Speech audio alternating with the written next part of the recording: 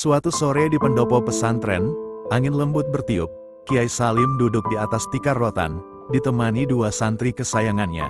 "Kiai, kami sering mendengar kata Marifatullah dalam pengajian malam, apa sebenarnya artinya?" kata Hasan sambil memandang gurunya. Kiai Salim tersenyum lembut, dan menjawab, "Marifatullah itu artinya mengenal Allah.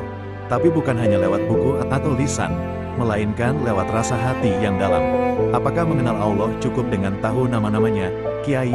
kata Rafal yang mau kalah sama Hasan. Kiai Salim menjawab, "Itu baru permulaan. Dalam marifat, mengenal Allah itu ada tingkatan-tingkatannya." "Apa saja, Kiai?" dengan serius Hasan bertanya. Kiai Salim menjawab, "Pertama, marifat saat kita sadar bahwa Allah itu ada, esa, dan tak serupa dengan apapun. Kedua, marifat sifat, mengenal sifat-sifat Allah seperti maha melihat, maha mendengar, dan maha lembut.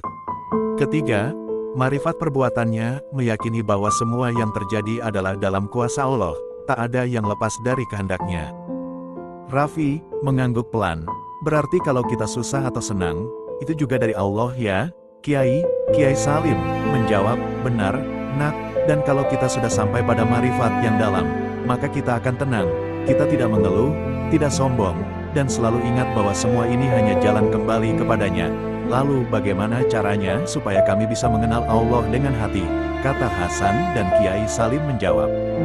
Raffi mengangguk pelan.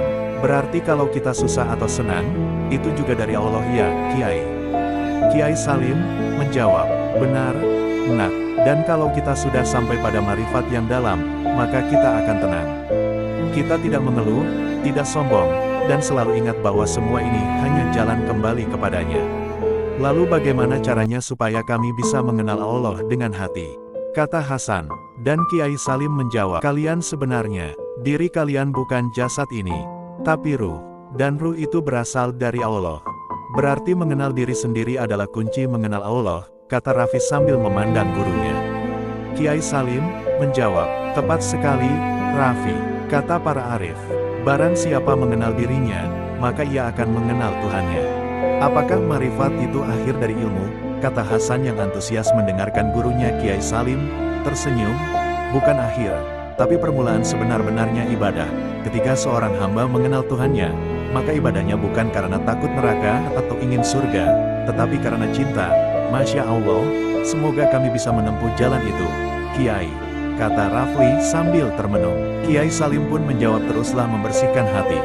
Banyak-banyaklah zikir dan tafakur. Insya Allah, cahaya marifat akan datang. Bukan dari akal, tapi dari Allah sendiri."